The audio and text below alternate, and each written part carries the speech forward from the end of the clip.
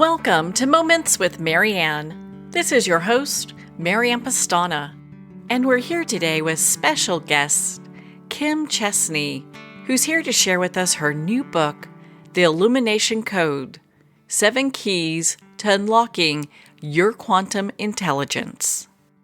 Are you looking to empower your inner wisdom? Well, today's guest is going to share with us how to do just that. So Kim Chestney is the author of Radical Intuition and the Psychic Workshop. As the founder of Intuition Lab and the Create Festival, her work raises awareness about the importance of insight in the evolution of individual and world consciousness. Working for nearly 20 years in the tech sector, Chestney has led initiatives with some of the top thought leaders, technology companies, and universities in the world. So welcome to the show, Kim Chestney. Thanks for having me, Marianne. It's great to be here. What an honor it is to have you here and to talk about this book. So what even inspired you to write this? Yeah, well, I think a lot of it stemmed out of from our last conversation, my previous book, Radical Intuition. I was working with many people who had used the practices in that book to really start experiencing their intuition in really new and profound ways. And once this started to happen, when people started to have these extraordinary experiences with their intuition, things that should be possible, like being able to think of someone and then have them call on the phone or know something that's going to happen before it actually does. All the different beautiful, wonderful things that happen in the realm of intuition, people started asking me, well, how does it actually work? How is it possible for our intuition to do these things?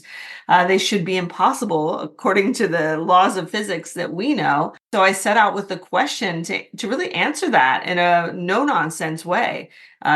Is it spirit guides talking to us? Is it supernatural powers? Well, the answer actually is found in our contemporary understanding of quantum physics. So yeah, I went down the rabbit hole and I worked with physicists and scientists and did a lot of research. It took me over a year to write this book, and I'm so excited to have had the opportunity to bring these ideas, sort of filter them down into everyday conversation for folks like you and me to understand how these deep concepts apply to intuition.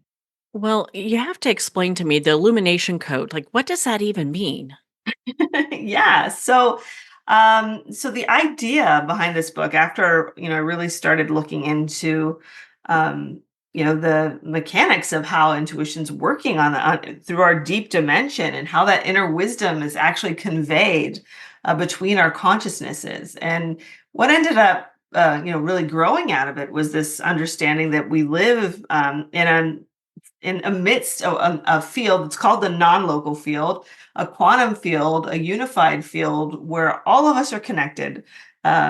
Everything in the world and all the information in the world is stored. And through our intuition, we're able to sort of access the information that is stored through codes in this invisible field. So the Illumination Code for me was really a sort of contemporary understanding of our inner wisdom and our intuition and how we're actually able to sort of decode these guiding messages from the universe and these synchronicities and all of these really powerful moments that occur when we connect to the deep dimension within us.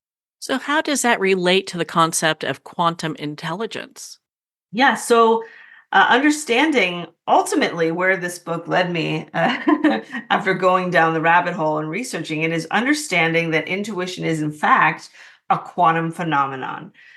We've often wondered, what in the past, like when things would happen with intuition, we didn't understand how they worked. So we would call it occult or supernatural or some sort of word that, basically meant we have no idea how this is happening. We're kind of afraid of it, so we're just going to push this under the rug and pretend it's not real. And so that's how a lot of the sort of negative connotations came around intuitive work and experiences. But what we're starting to understand now is that, even through, great visionaries like Einstein and Steve Jobs, Nicholas Tesla, huge advocates of intuition, is that intuition is not something abnormal, not something to be afraid. It's a natural part of our wiring as human beings.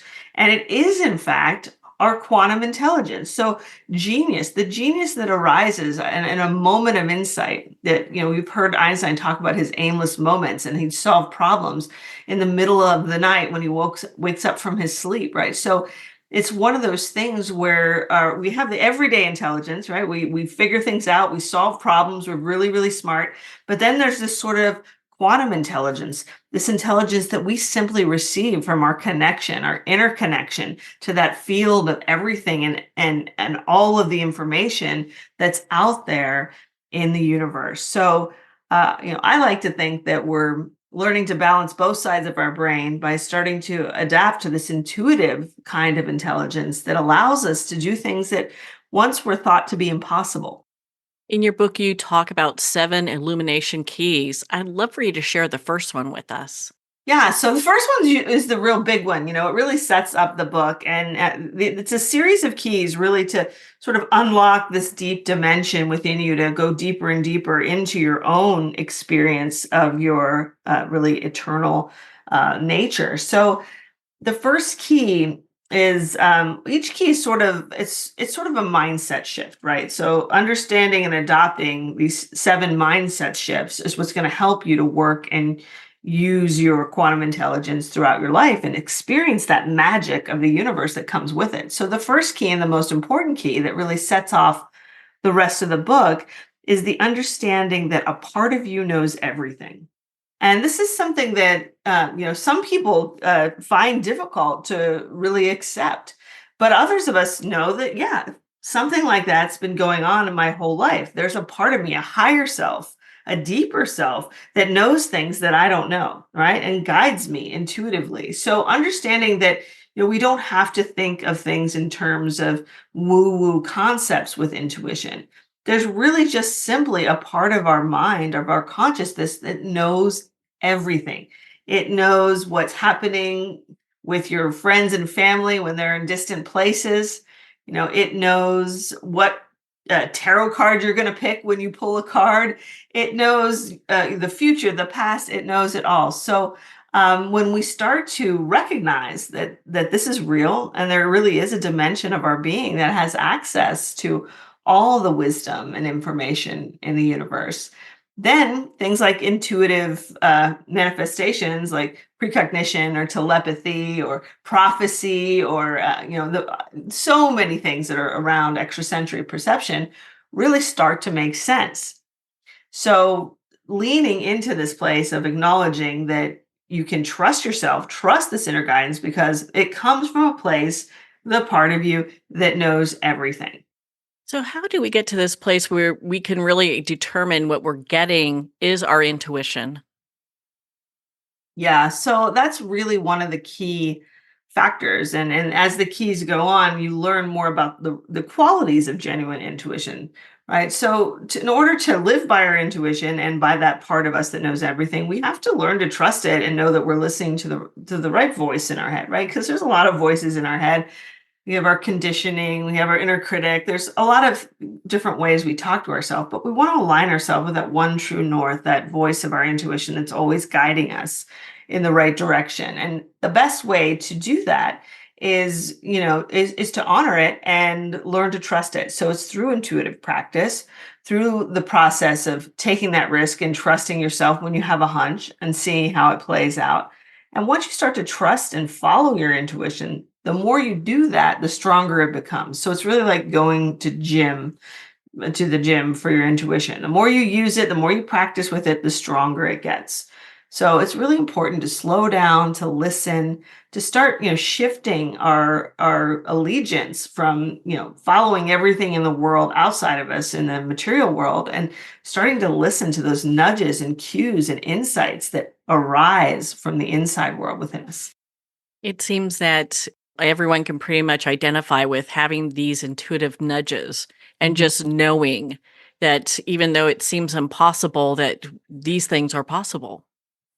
Yeah, absolutely. If you think back at like 200 years ago, uh, we didn't have any idea about quantum physics. And, I know everybody talks about quantum this, quantum that. right? But this is it really deeply applies to the shift in consciousness that's happening all around the world, even in our culture, in our practices. So 200 years ago, if someone had an experience with, say, a vision or a ghost, or even like had a moment of telepathy, they would say, "Oh, that's, that doesn't make any sense. That's impossible," or "That's you were just making that up, or you were hallucinating, or it was just a coincidence," right? There's so many different ways we've learned to write off our intuition that we're all so used to writing it off. But finally, we're starting to realize, okay, we have to stop doing that because so many of us have experienced these things that we have to acknowledge that they're real and actually look for an explanation instead of just keep trying to pretend they don't exist. So now, right, 200 years later, these things happen and we understand. We understand computers, for one thing. Like, that's something that wasn't even a thing back then. We didn't understand concepts like storing information on a hard drive or transferring information through light.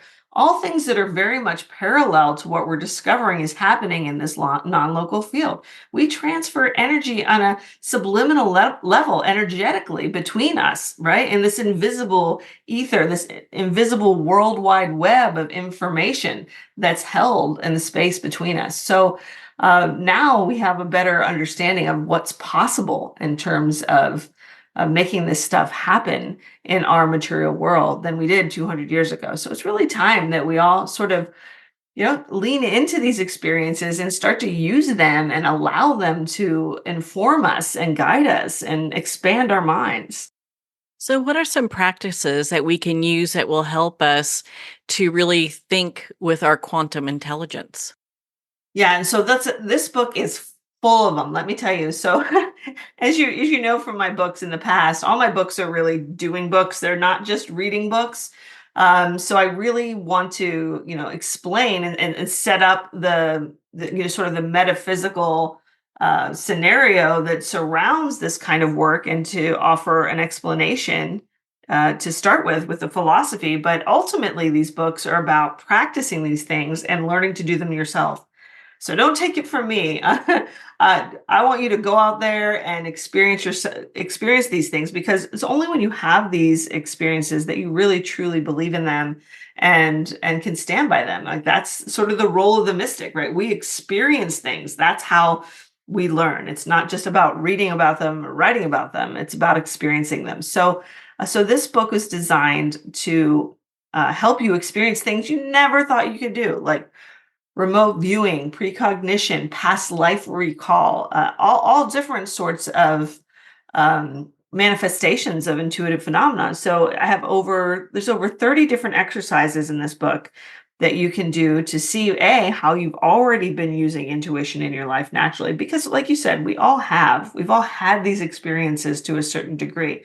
Um, but then really, once you recognize the way your intuition has been working naturally within you, there's things you can do to get more of them, right? Slowing down, learning to listen, learning the qualities of intuition, actually practicing with your intuition. One of the best things you can do, one of the favorite things my students do, is use my insight card deck, which is a card deck that I designed specifically for intuitive development and to help you learn your intuitive language. And I have a free online deck on my website that you can practice with anytime, 24/7. It's always up. Anytime you need a little guidance, you pull a card, and these cards are different than typical like oracle cards or tarot cards, in that they're just pictures, but they're pictures that are designed to speak to your intuition. So they unfold a little story and a message based on the first thing you see on the card. So they're a lot of fun, and they're a really good intuitive development tool that allows you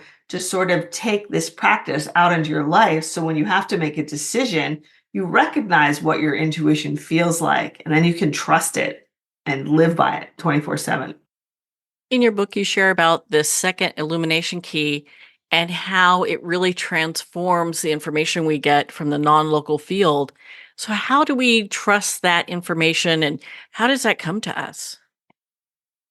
Yeah, so great question. So trusting it is really the result of, either seeing it work out or failing forward. Sometimes we have an intuitive nudge and we don't listen, and we're like, oh, I knew I should have trusted my intuition, right? Like famous last words. You knew your intuition was saying, yeah, don't do that, but you do it anyway. And you're like, no, that was the wrong choice. But actually, that's the greatest way to get a validation of your intuition. So on the bright side, when we don't follow our intuition and we realize that, we really get a good validation of how our intuition feels and how it speaks to us.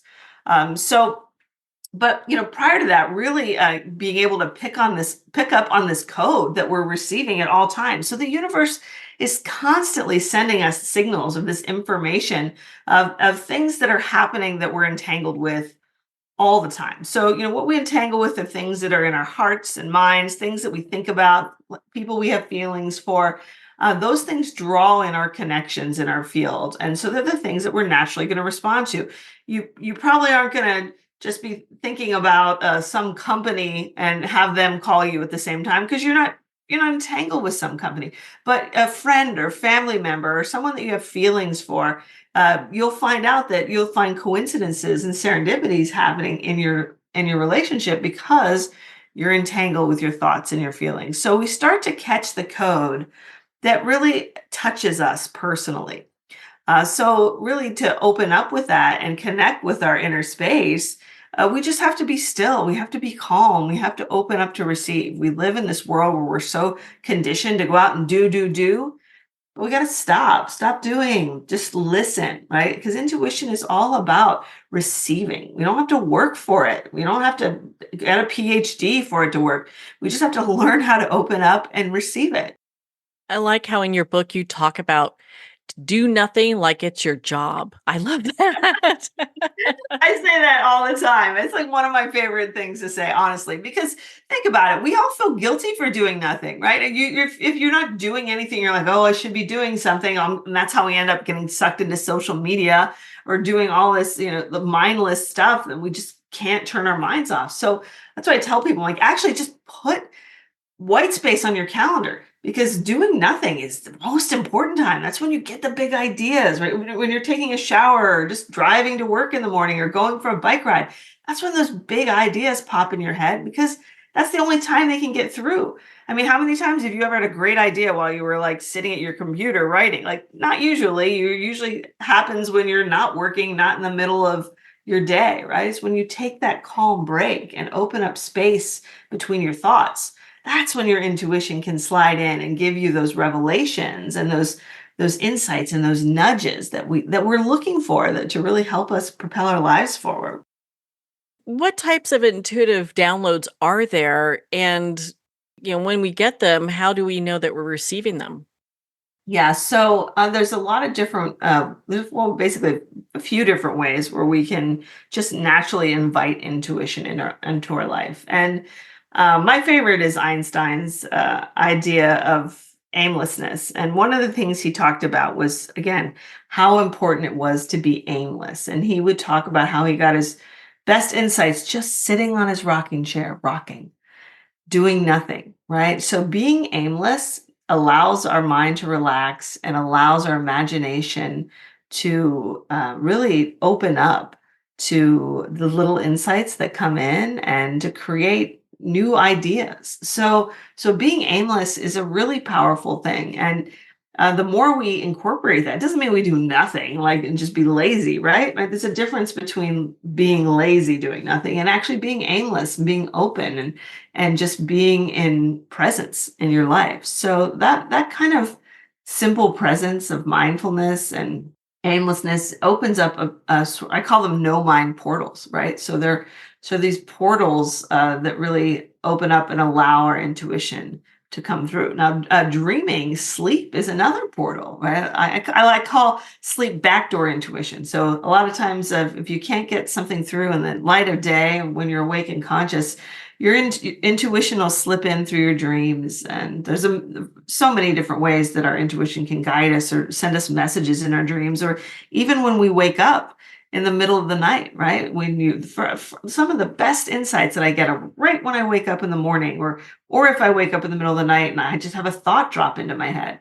right? So when we have our minds in that sort of, I think there's like different brain waves that are activated, they're attuned to the flow and the frequency of this sort of intuitive information. But simply, it's just a time when your mind's out of the way. We really need to get out of our own way, quiet our minds, and just get more into that zone of peace and power. And we can do it, and we can pull down this insight intentionally too. And that's one of the things that I focus on in this book. Like, we don't have to just sit around and wait for our intuition to show up. If you set that intention and you open up to your intuition, it will be there. So you can pull an insight card to get some guidance for a day. You can do a meditation and ask for guidance to come through while you're doing an insight meditation, right? You can journal and just let the insights flow through your pen. So being intentional about your intuition is a really wonderful practice that to bring into your life, and to open up to that on a regular basis and start cultivating it. So, can we cultivate everyday miracles doing this? Yeah, yeah. I mean, that's one of the great things about it. And if you when you get to the end of the book, that's when we start digging into that really the deep stuff, the miracles, the impossible things. You sort of start the book out just really just warming up to your inner guidance system and learning your intuitive language and how it all works. But really, as we go deeper, we start seeing that there's really more and more potential for us around these things. For example, talking about miracles. So there's the law of attraction and manifestation, and there's miracles like that that come through alignment of our thoughts and the expansion of the universe. But then there's also the miracles that come with intuitive experience and power. So when we think of something like, think about remote viewing, and folks who are like, I can see something that's happening on another side of the world, not even anywhere near me. I have a layout. I know. You also hear of situations where people will have psychics trying to find lost people and where they are, and they can identify these locations even though they're nowhere near this. So how is this possible? It should be impossible. It should be a miracle to be able to do something like this. But when you understand the non-local field, and that our intuition can really access all of the data that's being stored there, regardless of where it is in space or time, suddenly it makes sense. It's not a crazy idea anymore. And that's what's so cool about modern physics, is all of this stuff is feasible and aligns with physics, right? So it's not something it's not like the Newtonian physics of cause and effect, where like that is no longer a possibility. The possibilities are now wide open, and I'm really excited to see where it starts to take us. Well, on that note, we're going to pause here for a quick break. We've been speaking with Kim Chestney in regards to her new book, The Illumination Code. You've been listening to Moments with Mary Ann. We'll be right back after these messages from our sponsors.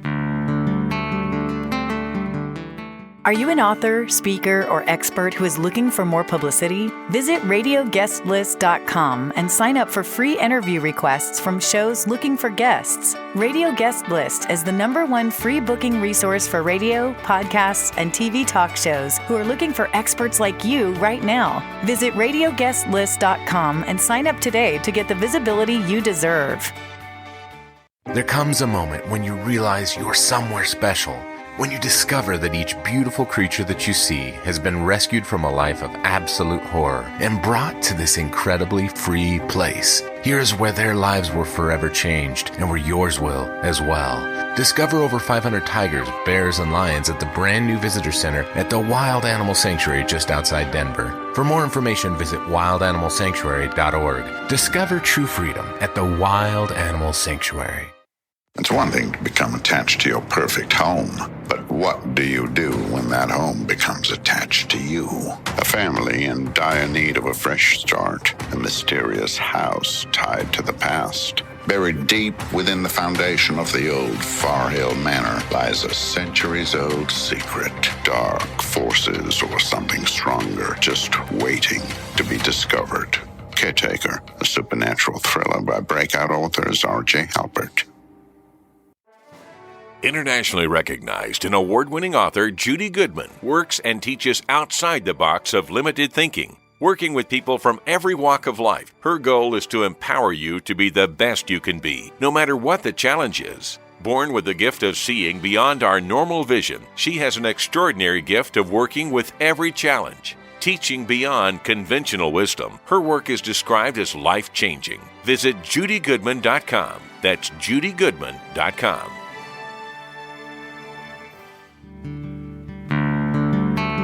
I'd like to thank Jason Eastwood at Guitarfulness for sharing his inspiring music and talent with us. His music is known worldwide for cultivating atmospheres of harmony, inner peace, and clarity. Visit Jason's website at guitarfulness.com. Join his newsletter, be part of his community, and download his music. Welcome back to Moments with Mary Ann. We're here today with special guest Kim Chestney, who's sharing with us her new book, The Illumination Code: 7 Keys to Unlock Your Quantum Intelligence. So what role does vibration play in the quantum field? Yeah, it's a really big role, actually. So, and this ties into string theory and really the idea that one of the views that we have of the universe is that we are living really just in this sea of vibration. And that's, tied in with the energy and information in the quantum field that's all around us. So based on how we're vibrating, the frequency, whether our wavelengths are high or low or long or short, determines the type of information that we're going to align with and we're going to be able to intuitively access. So for translating that into everyday experience, it really connects with what I've found after working for over 30 years researching and developing intuition. And the work that we do in my school intuition lab is that when we're feeling that we are in a high vibration place, a place of peace, a place of calm, a place of power, a place of love, a place of joy, all of those kinds of places naturally attune us to the intuitive frequency. The data that's stored in the information field that's guiding truth is stored at a very high vibration for the human mind. So it's much easier for us to tap into our inner wisdom and our inner luminescence when we align with those sort of loving, high vibration energies. Now, so for example, when, human beings, we're never like, oh, I'm like living at this high vibration frequency every moment of my life, right? Our life is full of ups and downs. Our lives is full of these waves. So there's going to be times when we're at the top of the waves, and there's going to be times when we're more at the bottom of the waves. There's going to be times when we're sick or we're not feeling good or we're feeling a little down, right? And that's okay. That's a normal part of life. Those just aren't going to be the moments when we get the best guidance from within. And it really makes sense. So if you think about it, when we're down, we often find ourselves like not saying nice things to ourselves or feeling like we can't do things or feeling less than, right? Because we're aligned with these lower frequency energies that aren't the empowering true north of our intuition. Then once we start to feel better and once we get back to feeling like ourselves, we can connect to that true guiding voice that will show us the way. Because real intuition is always expansive. It wants us to grow, wants us to expand our minds. It wants us to bring the best into the world. It wants to bring us together. It fuels us with coherence and love and unity. All of these things are the driving forces behind our intuition. So intuition really truly is nothing to be afraid of. That's the thing that's the big joke, because we've been afraid of it for so long, but really that we're never safer than when we're trusting our own intuition and following it. So being in that place is the ultimate place that we want to be in. The more we expand and grow and raise our vibration, the more we're going to be able to live in the flow of life and the acceptance of the unfolding of the universe around us. So it's really good for us to set that intention when we're doing intuition work, doing a little meditation to get in a high vibe place, Smiling is a great way to raise your vibration. I force all my students to smile when we're doing a meditation before we start working with our intuition cards or whatever activity we're doing, because just that little simple act of a smile, and you can do that right now as as you're listening to this conversation, just a little smile, and you can just feel that shift, that vibrational shift within you when you sort of light up inside. Even if you force yourself to smile, it still works. So just being clued into those subtle vibrational energies can really make a difference when you're tuning into your intuition. Just remember, your intuition will always make you feel bigger, powerful, and will show you to truth. Whereas all the other voices in your head can make you feel smaller or less than. That's not intuition's job. It's not going to just tell you fake stuff to make you feel good or egotistical or anything like that. It's going to show you your true path of power to empower you to become the person that you've always been meant to be and lead that life that you were made for. I often hear Buddhists talk about the path of non suffering. And in your book, you talk about the source of suffering. Can you share that with us? Yeah. So, in terms of looking at life as this interconnected whole that our intuition helps us to recognize, it becomes clear that the real source of suffering is the illusion that we are disconnected from each other. We feel like we're living in this material world, and we see all these objects, and it just, we feel like we're different from them, we're separate from them, and we're disconnected, and we think there's all this empty space between us.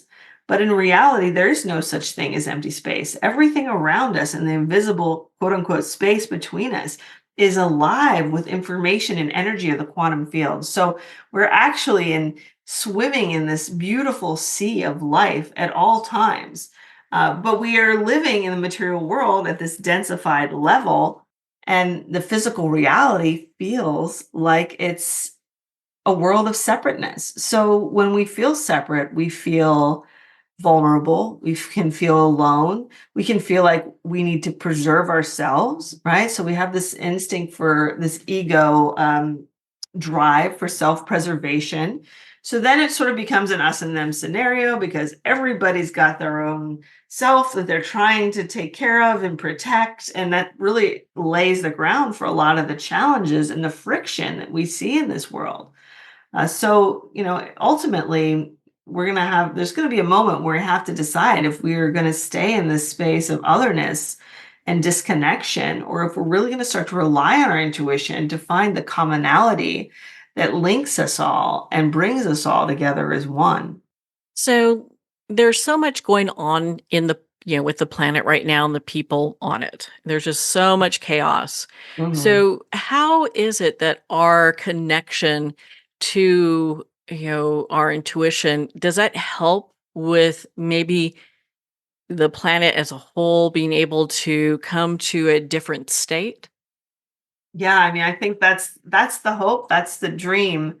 I think right now the world that we're experiencing around us is the byproduct of being disconnected from our intuition.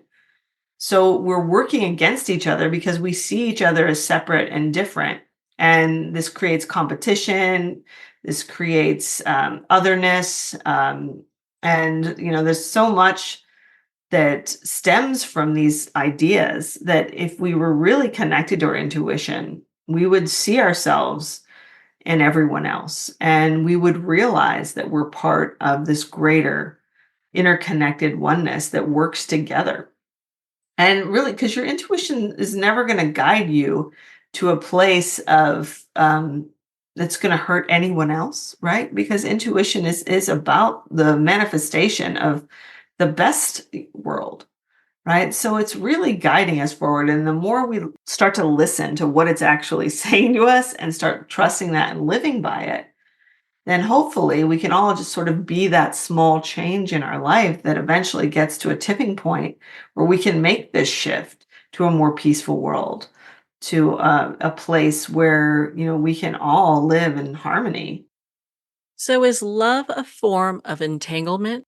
So love, that's funny because spoiler alert, right? So where this whole book ends up going, right? Because this was my journey too. Like I developed these keys in the way that, I experienced them through my own unfolding, and where all of this goes. And the final chapter really brings love into it, because we can talk about science, we can talk about physics, and there's a certain language that we use to describe how the universe works. But what I've, really found through, learning from these great physicists is that all of the things that we experience spiritually, intuitively, have really this a similar word in everyday language. And the word that keeps coming up in physics over and over again is coherence. And this word coherence it's really the ultimate state of two things working in alignment, or multiple things working in alignment.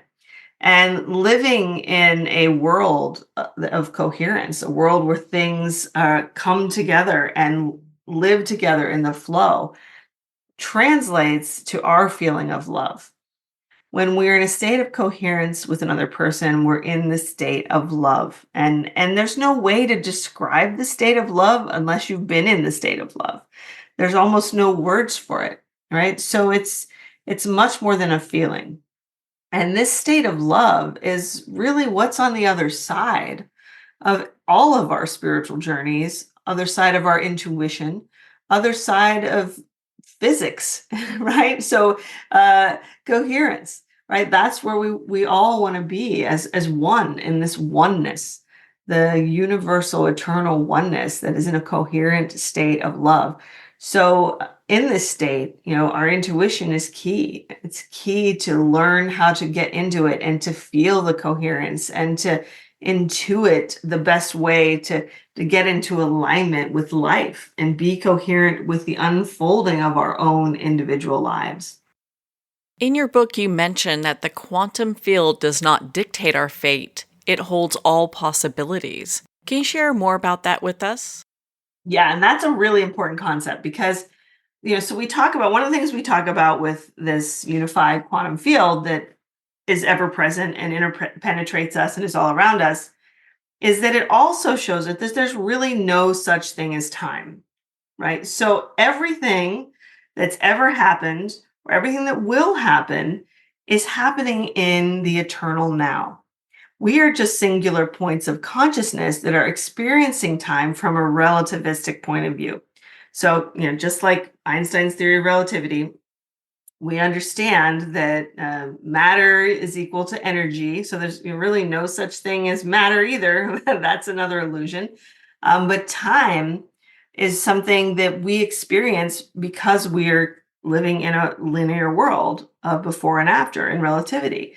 But in reality, the future is already happening. You hear people talking about the idea of remembering the future. It's very much like that because the past and the future are both stored in the eternal memory of the universe, which is this quantum field. Dr. Irvin Laszlo refers to it as the Akashic field, right? Because it's like the Akashic record. It stores all the information of everything that's ever happened or will happen. So understanding that, people like you'll hear about prophets in the Bible or Nostradamus, and how did he predict all these things that came through? Well, in essence, he was just remote viewing the future. He could see something that was happening in a different point in time. It didn't happen to be something that was locally happening when he was there, but he was able to see that in the future because in some way it's already happened or is happening in the moment. So when we start talking about that, people start to worry because they're like, wait a second, what about my free will? Does that mean that my life is predestined and everything's going to happen no matter what? But the scientists' answer to that is no, because when you really dig into these really, very cool theories in quantum physics, talking about the multiverse and alternate realities, things like that, is that it's not that we live in a fixed, determined universe with a singular path. That's not how we can know the future. The reality is that we live in a world of probabilities, and that every time we make a choice, we are creating our unique path through all the many outcomes that could possibly be. So there's theoretically bajillions of different realities and different paths our life could have taken. So we just create our own unique path through all of these possibilities by our choices and the way we live our lives. So there is there is a multiplicity of possibilities at every moment when we listen to our intuition or don't listen to our intuition as we co-create our lives with the universe. As someone starts to go through the process of remote viewing, what are some things that they need to be aware of? Yeah, so there's a really good exercise in this book for learning to remote view, and that really is the thing I've found with my students when we jump right into the remote viewing. Everyone's like, "No way, I can't do this. No way, it's impossible," right? And that's very common because we're trained to think that things like this are impossible. But actually, remote viewing is one of the easiest things to do. I've honestly, and I don't think I've ever had a student who was not able to do it. So it's one of my favorite things to teach. And there's a great little exercise in the book to help you practice it. You can practice it with a friend. You can practice it, when you're going somewhere new. You can try to remote view a place that you've never been before and see if you can get some hits before you get there. And what's really important about remote viewing is you have to understand when you remote view something, it's not like you're necessarily see the entire picture as if you're standing there with every single piece of information that's there. No, our intuition, human intuition is still very rudimentary. We're just still learning how to use it. We're like children with our intuition. So it's like you turn on the TV, and it was like the old days when you had bad internet connection and it would take like a long time to download. Right now, we can just pop up a picture and it'll just pop up instantly and we can see everything. But early on, it'd be like pixels by pixels, or you get a little bite here or there. That's more like how our intuition is functioning right now. You'll get little bits and bites of information, like you might see like a red cup or a waterfall or a dog, right? You might get a couple things. You're likely not going to get the whole thing unless you have a really good intuition. There are people out there who do and do get a lot, but most of us will just get little bits and bites. So it's really fun to start playing with your intuition in your remote viewing. You can do that on a daily basis, any place, or if you're going to meet a new friend or meet any friend, and you can kind of see what color shirt they're wearing. Is it going to be a red shirt, a striped shirt? Tune into your intuition, see if you get a hit.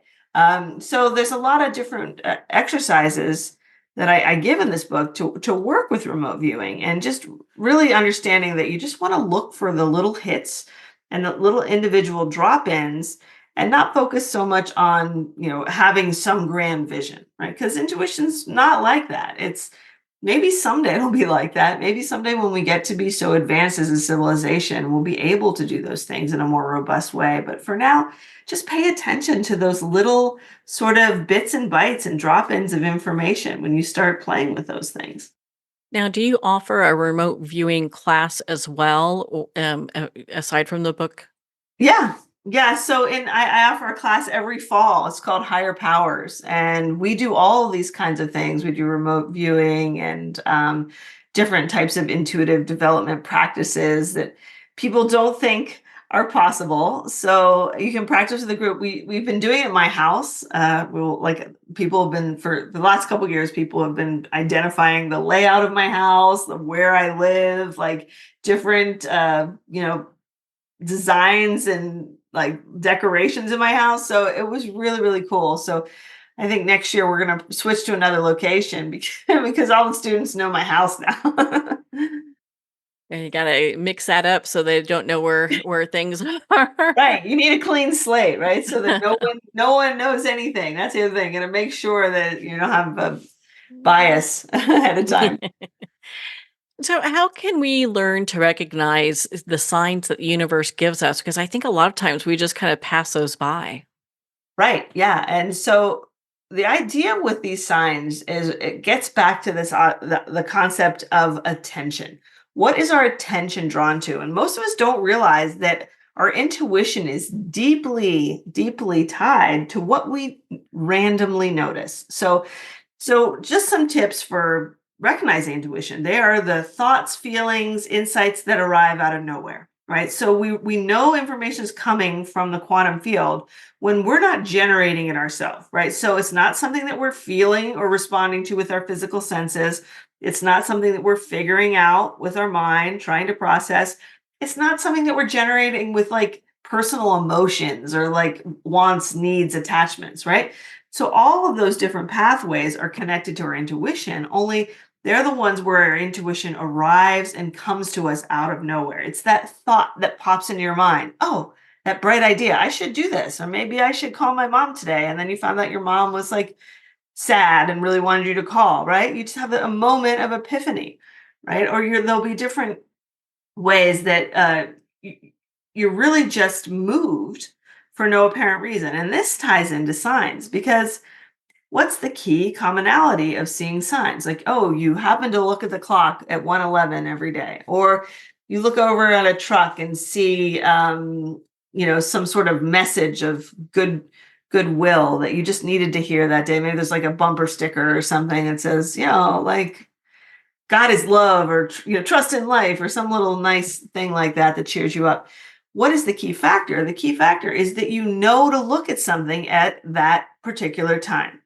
So one of the things we work with at Intuition Lab is learning that intuition is not just coming from the inside, it also touches you from the outside. Because remember, it's all relative. So just like there's not really any past and future, there's not technically any inside or outside, right? It's just from this vantage point where we're living at. So understanding the outside world as an extension of our inner world is key. And recognizing that the things that we happen to notice are often very significant. So when you just happen to notice the clock every day at the same time, or happen to wake up in the middle of the night at the same time, or just happen to be able to, see something or recognize some pattern that you weren't even looking for, right? These are all cues that our intuition is trying to get our attention. It's giving us that little nudge. It's reminding us, hey, there's something more to this life than you realize. Once my students start taking, I have a year-long program that I do, and in the first quarter, we do an intuition attunement. So that's when we sort of open up all of our 4 intuitive pathways, we get into our intuitive zone. And one of the things that happens after we do that is you start noticing more of these signs. You'll start looking at number patterns, seeing number patterns everywhere, looking at the clock the same time of day multiple times. And then the more you're in tune with your intuition, the more these synchronicities start to happen. So it's super cool when you start to realize that the universe is talking back with you, right? You're setting these intentions and putting it out there for your intuition, and you're not just getting signs from within you, you're getting signs from outside of you too, just from what your attention's drawn to. So it's a really fun practice and a way to bring some magic and wonder back into your life.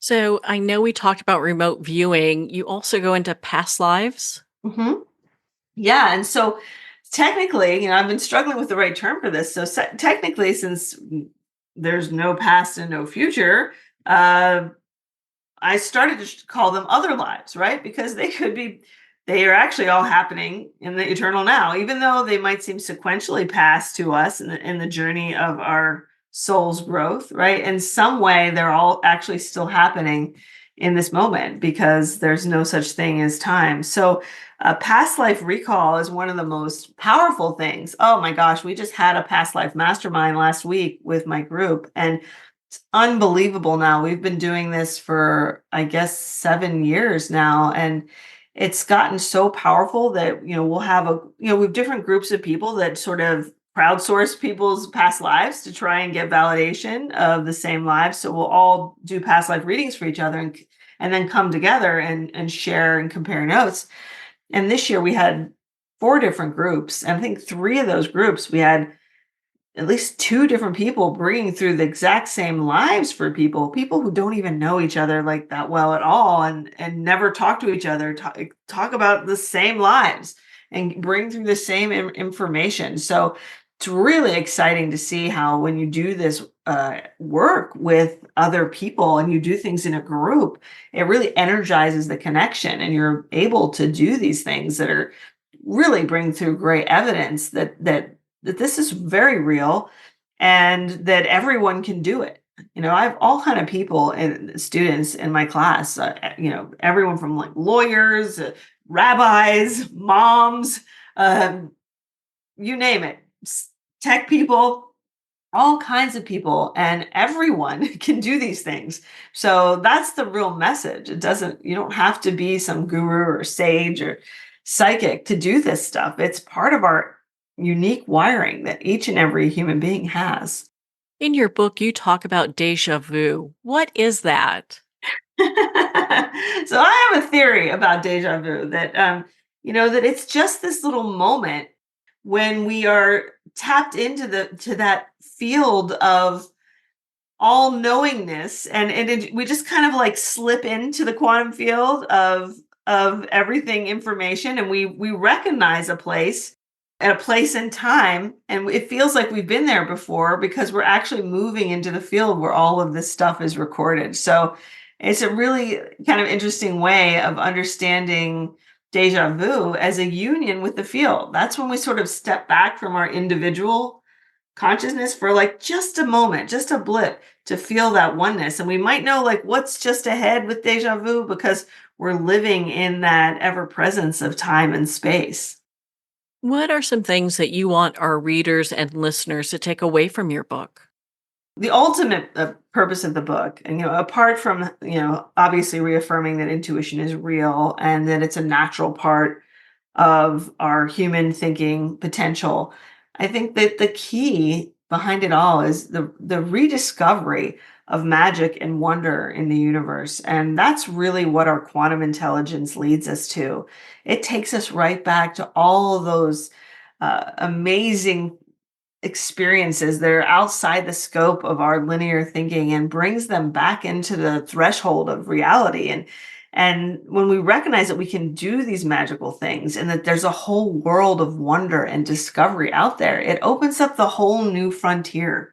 And everyone's talking about going out into space or, exploring the universe and spacecraft and solar systems and all of that stuff. But the real new frontier, it's not out in the cosmos. The real frontier is within us, in the microcosmos, and the information in the worlds that we have access to through our own intuitive potential. And with time, as our minds expand and we learn to use more of our brain, it's really exciting to find out what we're actually going to discover there. And where can our listeners connect with you? What's your website? So you can learn all about my work at kimchestney.com. And I have all kind of free tools, my free insight card deck, a free intuition awakening guide. You can find out what your intuitive type is there. So there's a lot of fun things to do that you can just start working with your intuition right now and playing with it and start getting some of those validations that help you trust and know your intuition really thoroughly as you connect to yourself. And then you can also find more about my classes and workshops if you want to start practicing with me and with other people at my school, Intuition Lab, and that's intuition-lab.com. Well, Kim, thank you so much for taking the time to be on the show with us here today. And thank you so much for having me. It's fantastic talking with you. Well, thank you, Kim. It's been such an honor to spend this time with you and to talk about your new book, The Illumination Code: 7 Keys to Unlock Your Quantum Intelligence. The Illumination Code's available at Amazon, Barnes & Noble, and everywhere books are sold. And remember, support our indie bookstores. If you don't see it on the shelf, just ask for them to order it. Well, we're at the end of our time today. I'd like to thank everyone for tuning in. You've been listening to Moments with Mary Ann, where we make every moment count.